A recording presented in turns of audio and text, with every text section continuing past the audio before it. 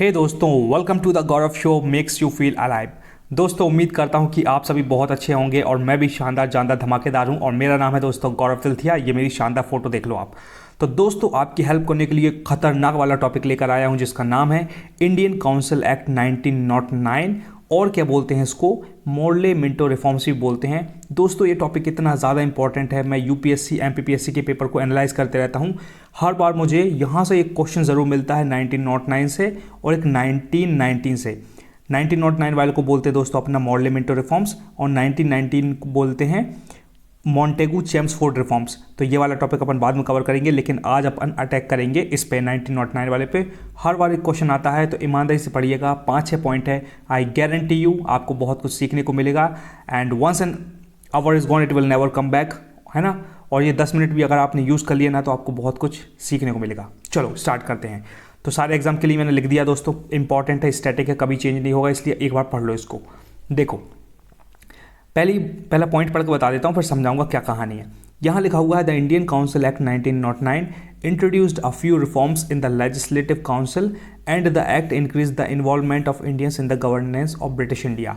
क्या हुआ दोस्तों, ये इंडियन काउंसिल एक्ट 1909 आया जिसमें कुछ एक रिफॉर्म लेकर आया, जिसमें अपने इंडियंस लोगों का मतलब ब्रिटिश इंडिया की गवर्नमेंट में इंडियंस लोगों को बढ़ा दिया गया। कुल मिला के यह है कि पहले मतलब ब्रिटिश लोगों की, अंग्रेज़ों की सरकार चल रही थी, तो यहाँ पहले मान लो 3 लोग काम करते थे, लेकिन अब इंडियन लोगों को खूब सारा बढ़ा दिया, 3 के हो गए 30 हो गए, खूब सारे लोग हो गए। तो इंडियन लोगों की मतलब मांग एक तरीके से थी कि भैया हमें गवर्नमेंट में और ज़्यादा अंदर लेके आओ।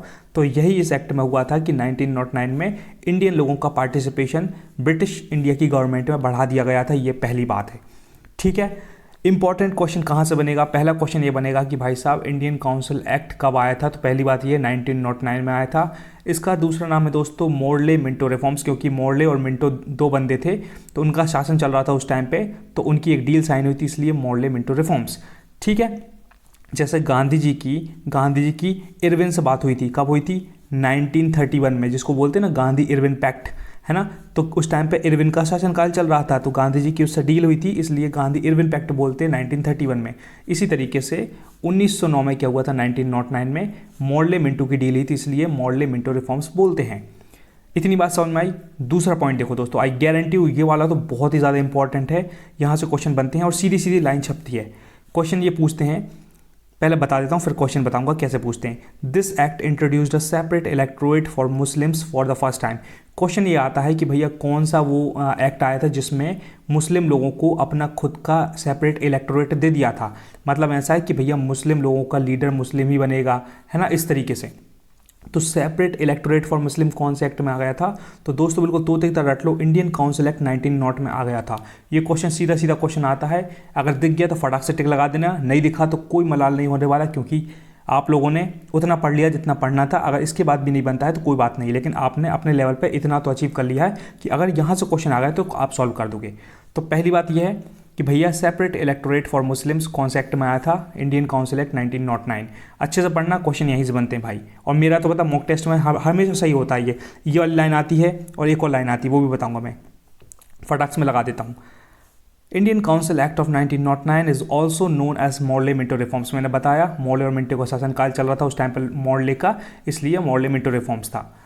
अब देखो, ये इंपॉर्टेंट बात है, सीधा सीधा क्वेश्चन छपता है, सीधा बिल्कुल, कई बार छपा है, गारंटी इस बात की। 4th पॉइंट में क्या लिखा, for the first time Indians were given membership to the imperial legislative council. सीधा सीधा एक क्वेश्चन आता है कि भैया पहली बार इंडियन लोगों को कौन सी काउंसिल में मेंबरशिप मिल गई थी, तो दोस्तों उसका आंसर है इंपीरियल लेजिस्लेटिव काउंसिल। तोते की तरह इसको रट लो, बिल्कुल समझ लो, मंत्र की तरह याद कर लो, हनुमान चालीसा की तरह क्वेश्चन छपेगा। और यही क्वेश्चन आते हैं यूपीएससी में, ऐसे ही क्वेश्चन आएगा। वो लिख देंगे भाई साहब कि इंडियन लोगों को इंपीरियल लेजिस्लेटिव काउंसिल में जगह मिल गई थी, मेंबरशिप मिल गई थी, आपका यहाँ मिल गई थी। बोलेगा मोर्ले मिंटो रिफॉर्म्स 1909 में आया था, बिल्कुल बात आया था। मुस्लिम लोगों को खुद का सेपरेट इलेक्टोरेट मिल गया था, हाँ भाई मिल गया था। तो आंसर होगा ए, बी और सी, तीनों करेक्ट है। ऐसे यूपीएससी एमपीपीएससी में क्वेश्चन आते हैं, ठीक है, इसको ध्यान रखिएगा। इंपीरियल लेजिस्लेटिव काउंसिल ध्यान रखना भाई। 5th, lord Minto appointed Satyendra P Sinha as the first Indian member of the viceroy executive council. ये भी एक इंपॉर्टेंट बात है दोस्तों कि लॉर्ड मिंटो ने क्या किया था, सत्येंद्र पी सिन्हा को अपॉइंट किया था। बस इसको आप याद कर लो, मैंने भी इसको याद कर लिया था, है ना, इंपॉर्टेंट था इसलिए इसको याद कर लिया कि अपॉइंट किया था, क्योंकि कहाँ किया था, मेंबर ऑफ, ये लिखा हुआ है वाइसरॉय एग्जीक्यूटिव काउंसिल जो थी उसमें सत्येंद्र पी सिन्हा को अपॉइंट कर लिया था। कुछ बिल्कुल डिजर्विंग योग्य बंदा होगा इसलिए उसको कर लिया, तो इसको याद रख लेना। लास्ट में आपसे क्वेश्चन पूछूंगा। 6th पॉइंट है, लास्ट पॉइंट खत्म करो। This act increased Indian participation in the legislative council specially at the provincial level. ये भी क्वेश्चन आ सकता है कि इस एक्ट में जो पार्टिसिपेशन बढ़ गया था इंडिया का लेजिस्लेटिव काउंसिल में, तो कौन से लेवल पर बढ़ा था, तो प्रोविंशियल लेवल पर बढ़ा था दोस्तों। कहाँ बढ़ा था, प्रोविंशियल लेवल पर ये वाला पार्टिसिपेशन बढ़ा था। तो इसको भी आप तोते की तरह रट लेना, क्योंकि जो चीज़ समझ में नहीं आती उसको रट लो, क्योंकि क्वेश्चन बनेगा और आप उसको सॉल्व कर देना। मैं तो दोस्तों ऐसे ही करता हूँ, जैसे अभी मैं पढ़ रहा था तो मैंने पढ़ा था कि थाईलैंड की कौन कौन सी बाउंड्री कंट्रीज़ हैं, तो मैंने बिल्कुल तोते की तरह याद कर लिया, उसको लिख लिया कि म्यांमार से लगती है, लाओस से लगती है, कंबोडिया से लगती है, मलेशिया से लगती है। अब इसको मैंने रट लिया, अब मुझे पता कल के दिन कहीं थाईलैंड दिख गया ना, फटाक से सॉल्व कर दूंगा। इसी तरीके से अभी पढ़ रहा था मैं अफ्रीका के बारे में, तो उसमें लिखा था लेक विक्टोरिया, कितना फेमस है लेक विक्टोरिया, आप भी सुन लो अच्छे से। लेक विक्टोरिया कहाँ है और उसकी बाउंड्री कौन कौन शेयर करता है। तो दोस्तों लेक विक्टोरिया अपने अफ्रीका कॉन्टिनेंट में है, और मैंने ट्रिक बना के याद कर लिया था क्योंकि एक जगह केन्या था, युगांडा था और तंजानिया था। तो मुझे पता है भाई साहब लेक विक्टोरिया के बारे में क्वेश्चन आ सकता है, तो इनकी बाउंड्री से भी क्वेश्चन आता है यूपीएससी एमपीपीएससी में, तो मैंने उसको तोते की तरह रट लिया। अब मैं हर वक्त नहीं समझूंगा उसको, मैप में देख लूंगा तो समझ में भी आ जाएगा, लेकिन अभी मैंने रट लिया है। आ गया ना, गारंटी ऐसी की तैसी कर दूंगा, भले कहीं का एग्जामिनर कहीं का भी क्वेश्चन दे दे। तो इस तरीके से याद करना पड़ता है। मैंने नोट्स बनाए बहुत मेहनत करके, भाई आप भी बिल्कुल अच्छे से नोट्स बना के याद करो, समझो, रट लो, है ना, जो करना करो, लेकिन बस अपना गोल अचीव होना चाहिए, बस बात खत्म। चलो दोस्तों, थैंक यू सो मच। और एक लास्ट क्वेश्चन पूछता हूँ आपसे कि भैया मॉडल लिमिट रिफॉर्म्स कब आया था। 1909 में आया था, 10 में आया था, 11 में आया था, 12 में आया था। जल्दी बताओ, लिख कर बताओ, सोने पर सुहागा हो जाएगा। दूसरा क्वेश्चन है कि मुस्लिम लोगों को सेपरेट इलेक्टोरेट मिला था या नहीं मिला था। बस यही क्वेश्चन, बाकी तो आपको सब कुछ पता ही है।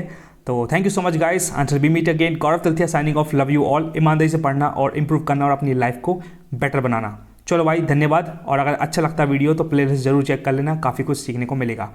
Until we meet again, Gaurav Tilthiya signing off, bye.